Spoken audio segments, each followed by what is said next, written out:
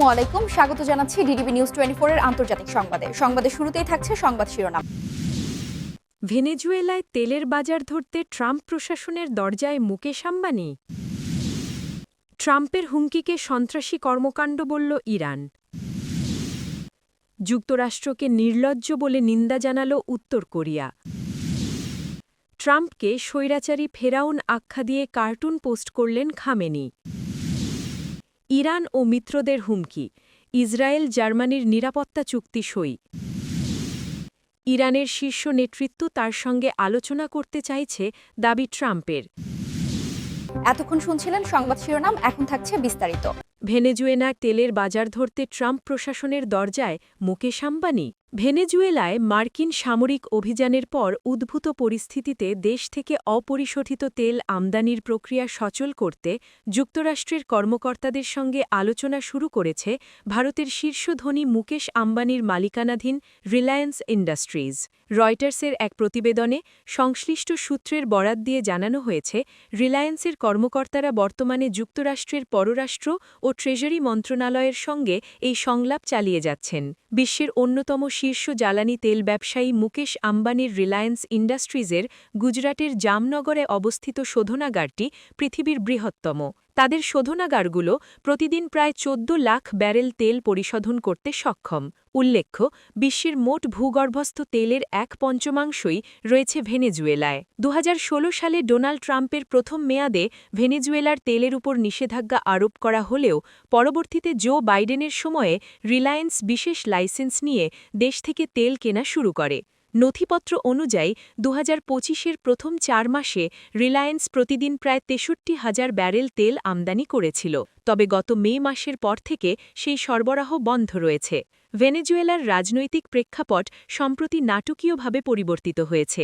গত 3রা জানুয়ারি মার্কিন সেনাবাহিনী কারাকাছে অভিযান চালিয়ে প্রেসিডেন্ট নিকোলাস মাদুরো ও তার স্ত্রীকে আটক করে নিউ ইয়র্কে নিয়ে যায় এবং বর্তমানে তারা মাদক পাচারের অভিযোগে মার্কিন কারাগারে বন্দী রয়েছেন। এরপরই ডোনাল্ড ট্রাম্প ঘোষণা করেন যে ভেনেজুয়েলার তেল সম্পদের তদারকি এখন থেকে যুক্তরাষ্ট্র করবে। এদিকে মার্কিন পররাষ্ট্রমন্ত্রী মার্কো রুবিও নিশ্চিত করেছেন যে অনির্দিষ্টকালের জন্য এই নিয়ন্ত্রণ বহাল থাকবে। বর্তমান পরিস্থিতিতে রিলায়েন্স ইন্ডাস্ট্রিজ ট্রাম্প প্রশাসনের অনুমতি সাপেক্ষে মার্কিন কোম্পানিগুলোর সঙ্গে যৌথভাবে ভেনেজুয়েলার তেল উত্তোলন ও বিক্রয় ব্যবস্থাপনায় অংশ নিতে আগ্রহী। যদিও এই আলোচনার বিষয়ে বিস্তারিত জানতে চাওয়া হলে রিলায়েন্সের পক্ষ থেকে রয়টার্সকে আনুষ্ঠানিকভাবে কোনো মন্তব্য করা হয়নি। ট্রাম্পের হুমকিকে সন্ত্রাসী কর্মকাণ্ড বলল ইরান। ইরানের চলমান বিক্ষোভ ইস্যুতে যুক্তরাষ্ট্রের প্রেসিডেন্ট ডোনাল্ড ট্রাম্পের হুমকিকে সন্ত্রাসী কর্মকাণ্ড বলে আখ্যা দিয়েছে তেহরান।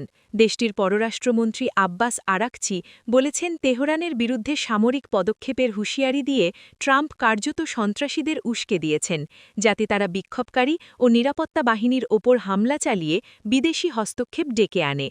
আরাকচি আরও বলেন, ট্রাম্পের এই বক্তব্যই সন্ত্রাসীদের অনুপ্রাণিত করেছে। তারা চায় রক্তপাত ঘটিয়ে পরিস্থিতিকে এমন জায়গায় নিয়ে যেতে যাতে বাইরের শক্তি হস্তক্ষেপ করতে পারে। তিনি আরও বলেন, আমরা সংগ্রামের জন্য প্রস্তুত, কিন্তু একই সঙ্গে সংবাদের পথও আমাদের জন্য খোলা রয়েছে। চলমান বিক্ষোভের জেরে গত বৃহস্পতিবার থেকে দেশজুড়ে ইন্টারনেট সংযোগ বিচ্ছিন্ন করে দিয়েছে ইরানি কর্তৃপক্ষ। এ বিষয়ে আব্বাস আরাকচি জানান, শীঘ্রই সারা দেশে ইন্টারনেট সংযোগ পুনরুদ্ধার করা হবে। তিনি বলেন, এ বিষয়ে সরকার নিরাপত্তা সংস্থাগুলোর সঙ্গে সমন্বয় করে কাজ করছে, যাতে দ্রুত অগ্রগতি সম্ভব হয়। আরাকচি আরও জানান, শুধু সাধারণ জনগণের জন্যই নয়, দূতাবাস এবং সরকারি মন্ত্রণালয়গুলোর ক্ষেত্রেও ইন্টারনেট সংযোগ পুনরুদ্ধার করা হবে। উল্লেখ্য, 2022 সালের পর সবচেয়ে বড় সরকার বিরোধী বিক্ষোভের মুখে পড়েছে ইরান। মূল্যস্ফীতি ও আর্থিক দুরবস্থার প্রতিবাদে এ বিক্ষোভ শুরু হলেও দ্রুত তা রাজনৈতিক রূপ নেয়। গত 28 ডিসেম্বর শুরু হওয়া বিক্ষোভ ইতিমধ্যে দেশের বড় অংশ জুড়ে ছড়িয়ে পড়েছে। বিক্ষোভকারীরা বর্তমান শাসনের অবসান দাবি করছেন। ইরানের বিভিন্ন শহরে বিক্ষোভ অব্যাহত রয়েছে। চলমান এই বিক্ষোভকে কেন্দ্র করে গত কয়েকদিনে যুক্তরাষ্ট্রের প্রেসিডেন্ট ডোনাল্ড ট্রাম্প একাধিকবার ইরানে হস্তক্ষেপের হুমকি দিয়েছেন। ইরানি নেতৃত্বকে বিক্ষোভকারীদের বিরুদ্ধে শক্তি প্রয়োগ না করার বিষয়ে সতর্ক করে দিয়েছেন। গত শনিবারও ট্রাম্প বলেছেন, যুক্তরাষ্ট্র বিক্ষোভকারীদের সহায়তা দিতে প্রস্তুত। যুক্তরাষ্ট্রকে নির্লজ্জ বলে নিন্দা জানাল উত্তর কোরিয়া। যুক্তরাষ্ট্রের বিরুদ্ধে তীব্র নিন্দা জানিয়েছে উত্তর কোরিয়া। আজ সোমবার যুক্তরাষ্ট্রকে নির্লজ্জ বলে নিন্দা জানিয়েছে দেশটি। যুক্তরাষ্ট্রের কর্মকাণ্ড জাতিসংঘের মর্যাদা নষ্ট করছে এবং এটিকে ঘৃণ্য অপরাধ হিসেবে আখ্যায়িত করেছে উত্তর কোরিয়া। পিয়ংইয়াংয়ের জাতিসংঘ মিশনের বিবৃতিতে বলা হয়েছে, জাতিসংঘে আলোচনার মূল বিষয় হওয়া উচিত যুক্তরাষ্ট্রের এসব কাজ নিয়ে অন্যদের বিরুদ্ধে নিষেধাজ্ঞা দেওয়া ছাড়াও। পিয়ংইয়াং যুক্তরাষ্ট্রের কর্মকাণ্ডকে জাতিসংঘকে অবজ্ঞা করা হিসেবে দেখেছে। বিবৃতিতে কোনো নির্দিষ্ট ঘটনার উল্লেখ করা হয়নি। বিশ্লেষকদের মতে এই বক্তব্য এসেছে এমন একটি প্রেক্ষাপটে যখন যুক্তরাষ্ট্র ভেনেজুয়েলার প্রেসিডেন্টকে আটক করার পর আন্তর্জাতিক সমালোচনার সম্মুখীন হয়েছে। অনেকেই তাতে উত্তর কোরিয়ার উদ্বেগ ও বিরূপ প্রতিক্রিয়া লক্ষ্য করেছেন। উল্লেখ্য, উত্তর কোরিয়া দীর্ঘদিন ধরেই পারমাণবিক ও ক্ষেপণাস্ত্র কর্মসূচির কারণে জাতিসংঘ নিরাপত্তা পরিষদের নিষেধাজ্ঞার আওতায় রয়েছে এবং আন্তর্জাতিক চাপ ও নিন্দার মুখে রয়েছে।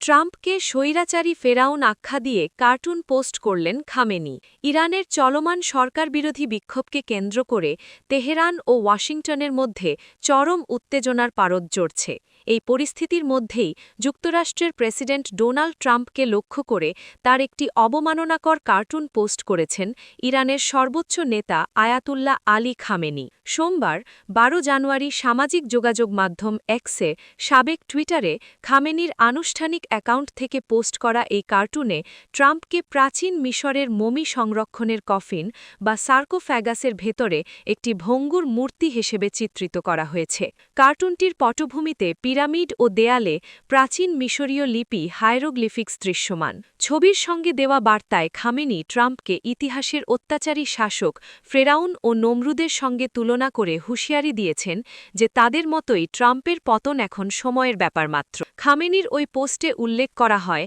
ফেরাউন, নমরুদ কিংবা ইরানের পাহলবি রাজবংশের রেজা শাহ ও মোহাম্মদ রেজার মতো দুর্দণ্ড প্রতাপশালী স্বৈরাচারীদের তাদের গৌরবের সর্বোচ্চ অবস্থান থেকে উৎখাত করা হয়েছিল। বর্তমান বিশ্ব পরিস্থিতি নিয়ে যারা অহমিকার সঙ্গে বিচার করছেন তাদের পরিণতিও একই হবে বলে বার্তায় দাবি করা হয়। এই প্রতীকী জবাবের মাধ্যমে মূলত খামেনি ট্রাম্পের সেই উস্কানিমূলক বক্তব্যের উত্তর দিলেন যেখানে ট্রাম্প ইরানের জনগণের মুক্তির জন্য প্রয়োজনে সেনা পাঠানোর কথা বলেছিলেন। উল্লেখ্য, গত ১৬ দিন ধরে ইরানে চলা বিক্ষোভে নিহতের সংখ্যা ৫০০ ছাড়িয়ে গেছে বলে দাবি করেছে মানবাধিকার সংস্থা HRANA, যা নিয়ে পশ্চিমা বিশ্ব তেহরানের ওপর চরম অসন্তুষ্ট। এদিকে পরিস্থিতি নিয়ন্ত্রণে আনতে যুক্তরাষ্ট্র বেশ কিছু কঠোর সামরিক ও কৌশলগত বিকল্প নিয়ে ভাবছে বলে মার্কিন সংবাদমাধ্যম CBS ও ওয়াল স্ট্রিট জার্নাল নিশ্চিত করেছে। প্রেসিডেন্ট ট্রাম্প এয়ারফোর্স ওয়ানে জাহাজিদের বলেছেন যে ইরানের নেতারা আলোচনার জন্য তাকে ফোন করলেও কোনো বৈঠক হওয়ার আগেই যুক্তরাষ্ট্রকে পদক্ষেপ নিতে হতে পারে। এই পদক্ষেপগুলির মধ্যে সাইবার হামলা, কঠোর অর্থনৈতিক নিষেধাজ্ঞা কিংবা সরাসরি সামরিক অভিযানের মতো বিকল্পগুলো রাখা হয়েছে। হোয়াইট হাউসের কর্মকর্তাদের মতে ইরানের সেনাবাহিনীর বিরুদ্ধে সাইবার অস্ত্র ব্যবহার বা অনলাইনে সরকারবিরোধী উৎসগুলোকে শক্তিশালী করার পরিকল্পনাও সক্রিয় বিবেচনায় রয়েছে। তেহরান ইতিমধ্যে স্পষ্ট করে দিয়েছে যে যুক্তরাষ্ট্র কোনো ধরনের হামলা চালালে তারা পাল্টা আঘাত হানবে। খামেনির সর্বশেষ এই কার্টুন পোস্টের মাধ্যমে দুই দেশের কূটনৈতিক সম্পর্ক এখন একটি চূড়ান্ত অস্থিতিশীল পর্যায়ে উপনীত হয়েছে। ট্রাম্পের গ্রেট ইরান গড়ার আহ্বানের বিপরীতে খামেনি তাকে ক্ষমতা থেকে উৎখাতের যে বার্তা দিয়েছেন তা মধ্যপ্রাচ্যের ভূ-রাজনীতিতে বড় ধরনের সংঘাতের ইঙ্গিত দিচ্ছে বলে মনে করছেন আন্তর্জাতিক বিশ্লেষকরা। এখন দেখার বিষয়, তেহরানের এই সরাসরি উস্কানির জবাবে ট্রাম্প প্রশাসন কী ধরনের কঠোর প্রতিক্রিয়া দেখায়। ইরান ও মিত্রদের হুমকি। ইসরায়েল জার্মানির নিরাপত্তা চুক্তি সই। ইরান ও তার মিত্রদের হুমকি বিবেচনা করে নিরাপত্তা সহযোগিতা চুক্তি স্বাক্ষর করেছে ইসরায়েল ও জার্মানি। এ চুক্তির মাধ্যমে উভয় দেশ পরস্পরের নিরাপত্তা নিশ্চিত করতে কাজ করবে। গতকাল রবিবার জেরুজালেমে এ চুক্তিতে স্বাক্ষর হয়েছে বলে নিশ্চিত করেছে ইসরায়েলি প্রধানমন্ত্রীর দফতর। চুক্তিতে সই করেছেন ইসরায়েলের প্রধানমন্ত্রী বেনিয়ামিন নেতানিয়াহু ও জার্মানির অভ্যন্তরীণ মন্ত্রী আলেকজান্ডার ডোব্রেন্ড। চুক্তিতে বলা হয়েছে, ইরান ও তার মিত্ররা কেবল ইসরায়েলের জন্যই হুমকি নয়, বরং সামগ্রিক অঞ্চলের স্থিতিশীলতা ও নিরাপত্তার জন্য হুমকিস্বরূপ। বিশেষত লেবাননের হিজবুল্লাহ, ফিলিস্তিনের হামাস এবং ইয়েমেনের হুথি বিদ্রোহীদের সঙ্গে তাদের সম্পৃক্ততা উল্লেখ করা হয়েছে। ইসরায়েল এক বিবৃতিতে বলেছে, সই হওয়া চুক্তির মাধ্যমে জার্মানির সঙ্গে সাইবার নিরাপত্তা, সন্ত্রাসবিরোধী পদক্ষেপ ও উন্নত প্রযুক্তি আদান-প্রদানে সহযোগিতা আরও বৃদ্ধি করবে।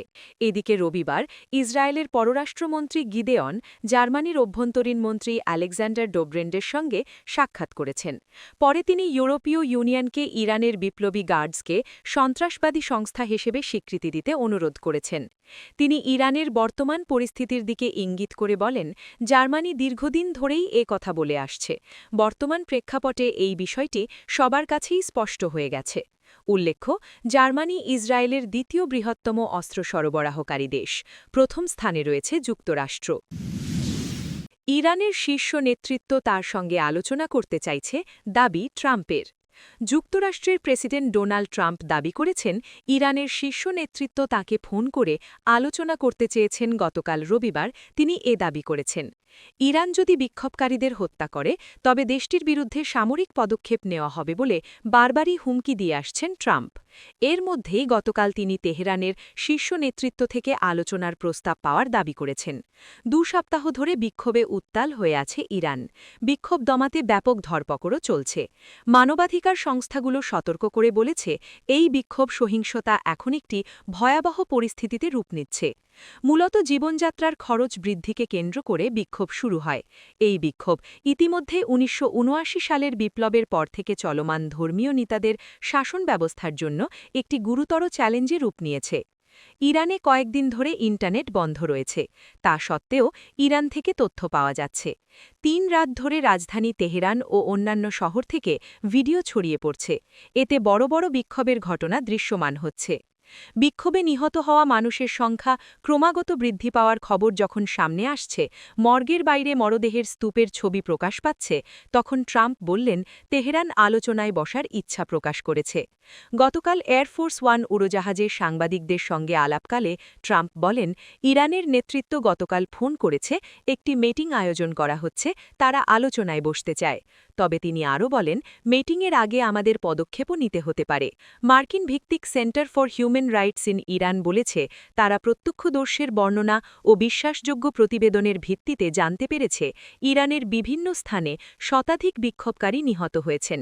নরওয়ে ভিত্তিক ইরান হিউম্যান রাইটস IHR বলেছে, তারা 192 জন বিক্ষোভকারী নিহত হওয়ার খবর পেয়েছেন।